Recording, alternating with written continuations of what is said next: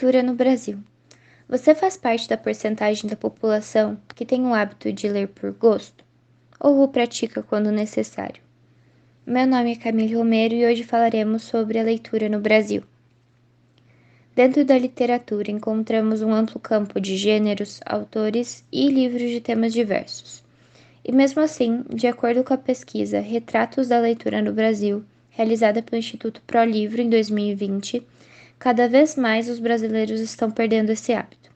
Cerca de 4,6 milhões de brasileiros entre os anos de 2015 e 2019 deixaram de ler e atualmente só 52% da população pode ser considerada leitora. Mas qual seria o mal causador desse problema? A dificuldade de acesso aos livros? As redes sociais, a maior utilização de plataformas digitais? A falta de incentivos na escola ou em casa? Diversos são os fatores causadores desse problema e é essencial refletirmos, mesmo diante de todos os fatores, sobre a importância e a relevância dos livros na formação das pessoas. A leitura traz novos repertórios para novas conversas, melhora nossa capacidade argumentativa, nosso vocabulário, amplia nosso conhecimento, além de nos permitir estar em dois lugares ao mesmo tempo e permitir que exploremos nossa imaginação. Diante disso, é importante procurar livros com amigos, conhecidos, em bibliotecas públicas, até mesmo na escola. E para finalizar esse podcast, eu vou falar uma frase, uma fala do Leonardo da Vinci, que relata a importância do conhecimento. Eu acho que ela deixa bem claro isso. Pouco conhecimento faz com que pessoas se sintam orgulhosas. Muito conhecimento que se sintam humildes. É assim que as espigas sem grãos erguem a cabeça para o céu, enquanto as cheias as abaixam para a terra. Sua mãe. Desigualdade social. Nos dias atuais, vemos uma desigualdade muito forte em nosso país. Entretanto, não é só no Brasil, infelizmente é no mundo inteiro. As pessoas pensam nelas em alimentar o seu ego, que não podem ajudar outras pessoas a também conquistar o seu próprio espaço na sociedade. Falamos sobre desigualdades, mas desigualdade de que mesmo? Bom, todos os tipos de desigualdades possíveis. Desigualdade econômica, social, isso tudo está acabando com o mundo a qual vivemos. Em pleno século XXI, o país tem caído, e um dos motivos é a desigualdade social. Vivemos numa sociedade estamental onde o país é uma grande pirâmide, que lá embaixo estão os pobres e lá em cima estão os reis. O modo de vida do país caiu muito em muitos pontos de miséria, e a fome é algo já notável por todos. Enquanto pessoas sofrem, outras pessoas zombam a vida em pensarem que existem pessoas com frio, fome e sede, e a renda destinada aos pobres são desviadas para bolsos errados. Eles acham que os pobres são inferiores a eles apenas por não terem dinheiro. Os ricos fazem amizade com os ricos e pobres com pobres, pois se tornam egoístas. Lutamos dias após dia sem parar, acordamos cedo para estudar e alguns trabalhar. Diferente deles, que acordam, vão trabalhar e roubam dinheiro, roubam os nossos recursos com a saúde básica, como vacinas preventivas. Se o país lutasse para manter toda a sua população em nível consideravelmente tranquilo, a tendência era crescer. R$ 1 bilhão para o povo, abaixar o preço e abrir o mercado de trabalho, mas se preocupam apenas com si. O fato é essa sociedade estamental destrói a qualidade de vida. De um lado, regiões com bom saneamento básico, fácil acesso e educação à saúde do outro. E do outro, as áreas pobres com estruturas precárias, ambas no mesmo país. A desigualdade social não afeta somente o Brasil, como também o mundo, e precisa ser combatida a todo momento. De acordo com a pesquisa feita pela IBGE, a concentração de renda aumentou em 2018, assim quanto bilionários e milionários aproveitam de nossa economia, famílias pobres lutam pela sobrevivência e ainda não possuem os direitos básicos da vida. Muitas ações foram tomadas para combater esse problema, com a Prevenção Verde, que serve como objetivo para acabar com a fome no mundo. Entretanto, essas ações não são suficientes para resolver esse problema. Dessa forma, cabe ao governo distribuir salário com certa equidade. Acredite que, por meio dessa distribuição, os indivíduos poderão prosperar na sua luta pela sobrevivência. E é importante e essencial que nós mostremos o quão importante é acabar com essa sociedade não igualitária. Bullying na escola. Pais e professores acreditam que os jovens estão seguros e se sentem bem na escola, na maioria dos casos. No dia 3 de fevereiro de 2020, às 14 horas e 26 minutos, o jornal Folha de São Paulo publicou que 29% dos estudantes sofrem bullying todos os dias, sofrem agressões físicas ou psicológicas e são alvo de piadas e boatos maldosos. Esses alunos permanecem em silêncio porque têm medo do agressor. Muitos tentam fazer uma reclamação, mas infelizmente não são ouvidos, porque geralmente os professores não entendem a realidade do assunto e deixam para lá. Os jovens que sofrem bullying crescem e ficam traumatizados, deixando uma cicatriz profunda na alma que pode levar ao suicídio. A escola não faz nada, estão abertos a pensar que foi acidental e que não deve acontecer novamente, mas esse tipo de situação sempre irá acontecer. Como ninguém gosta de falar dessas coisas, os casos do bullying são sempre encobertos e esquecidos. Os assistentes acham que é um assunto trivial e deixam para lá. O pior de tudo é quando os agressores muitas vezes não entendem o que fizeram suas vítimas, porque ninguém explicou. Uma solução para que não haja mais bullying é as pessoas que são prejudicadas e maltratadas devem procurar os seus direitos para que a situação seja resolvida. Texto feito por Maria Eduarda Teles Cândido, segundo ano A.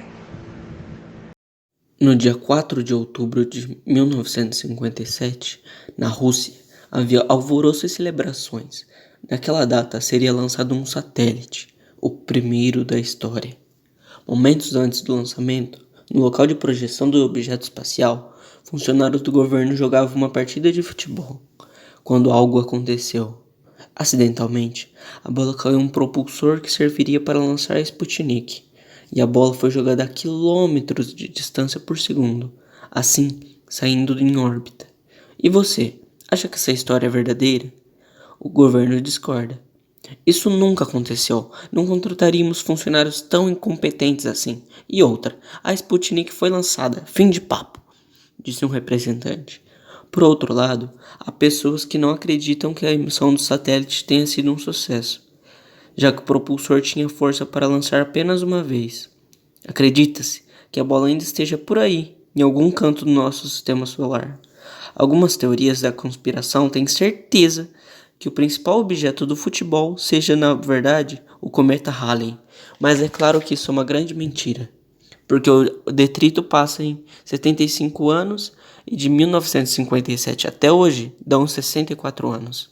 Talvez nunca saberemos se isso é real. Mas, e você? O que achou dessa história? De Derek Wallace, do segundo B. Bem-vindo ao primeiro Chama na Resenha. Hoje nós vamos discutir um tema que eu considero muito bom, que é o hip hop. O hip hop surgiu nos Estados Unidos, entre as comunidades afrodescendentes. Foi criado porque os negros não se sentiam representados na música que tocavam no rádio e na mídia. Os DJs eram o que tinham mais de importante nessa cultura, porque naquela época havia muita festa de rua e eles mantinham a festa animada. E tinha os cantores também, que cantavam acontecimentos da sua vida em forma de rima, que aí veio o rap, que mostrava de uma forma bem violenta a realidade das periferias. E os brasileiros, eles viram isso e, usando exemplos do Dr. Dre, Tupac, Notorious Big, Ice Cube, eles quiseram fazer o mesmo para bater de frente com o sistema. Foi aí que vieram várias referências do rap brasileiro hoje em dia, que foi tipo de 80 para 2000, eu acho. Que vieram Racionais, Sabotagem, Negra Lee, Black Alien.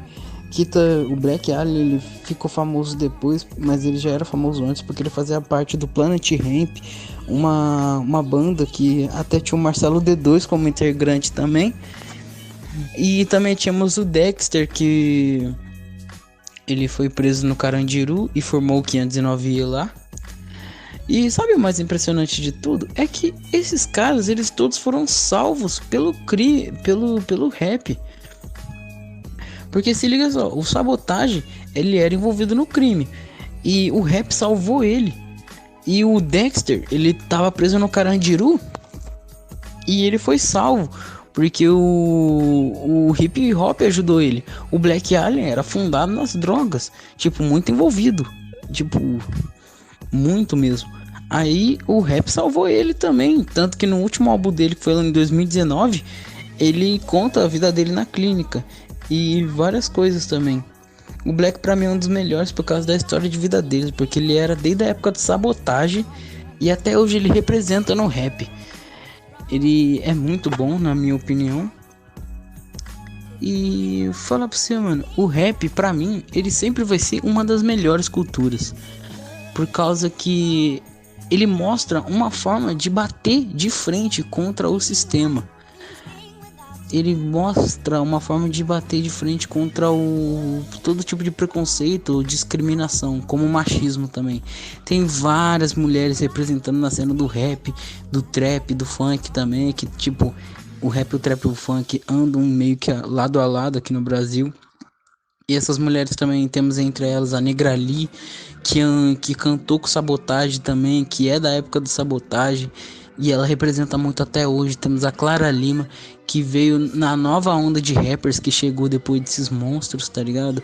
Que ela veio junto com o Djonga, que hoje em dia é um dos melhores do Brasil. Veio junto com o BK, que pra mim revolucionou a cena do hip hop com o álbum dele Castelos e Ruínas.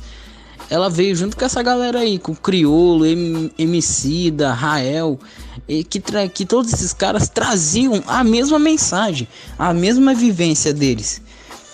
Então, pra você que fala que o rap é coisa de bandido e é coisa errada, toma cuidado com o que você fala. Na linguagem da quebrada, mede suas palavras. Por causa que em outros cantos por aí, o rap tá salvando e ajudando vidas, incentivando os menores de idade a não entrar pro crime. Olha, o exemplo do que eu tô falando é a música 157 do Racionais. Porque ela fala que tem crime e pá envolvido. E tem gente que vai ouvir e vai falar, nossa, não deve ouvir isso. E tem gente que vai ouvir e falar, vou seguir o caminho do crime. E tem gente que vai ouvir e vai pensar, é uma visão. Ele tá passando tudo que vai acontecer no crime se eu entrar. Então depende muito do que como você ouve a música. E a música salva vidas. Você não tem... Quem fala às vezes muito não entende tipo a noção de como o rap ajudou essas pessoas. Então, para concluir a resenha aqui, eu acho o hip hop uma das melhores culturas por causa que ela ajuda pessoas, motiva e faz muita coisa pela sociedade.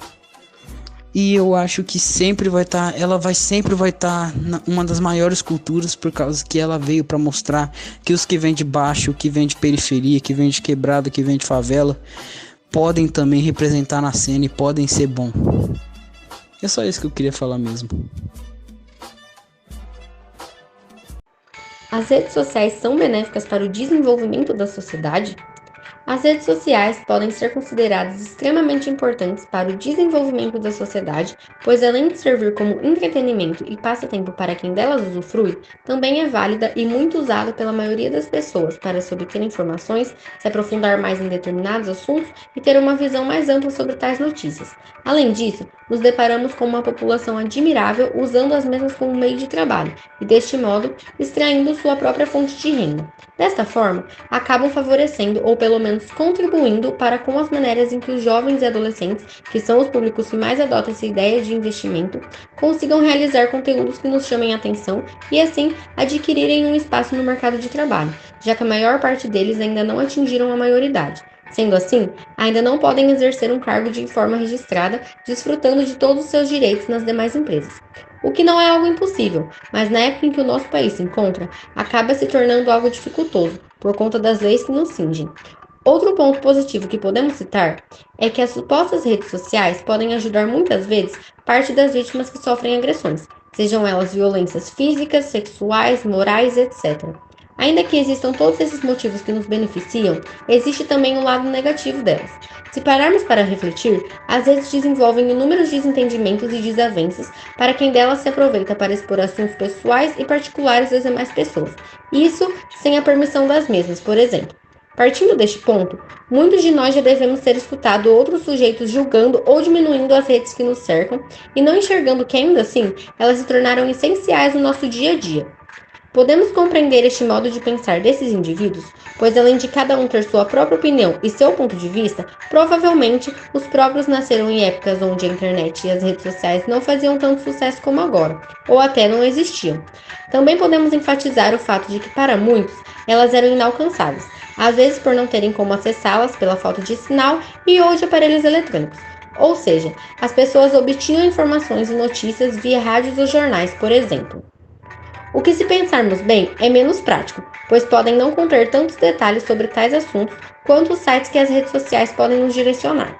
Pensando ainda pelo lado negativo, podemos considerar também que as mesmas podem realmente nos afetar em algumas partes. Como na maioria das vezes acontece, elas nos afastam um pouco da realidade e nos levam para a vida virtual, o que nos afastam de interações físicas, socialização com pessoas reais, aproveitamento em maior tempo com a família e amigos, entre outros exemplos.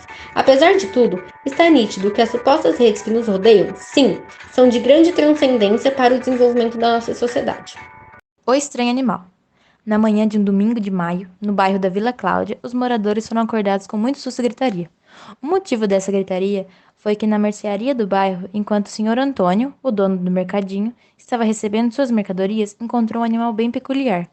Um peixe que tinha um bico de um tucano e ainda por cima latia, relatou Antônio.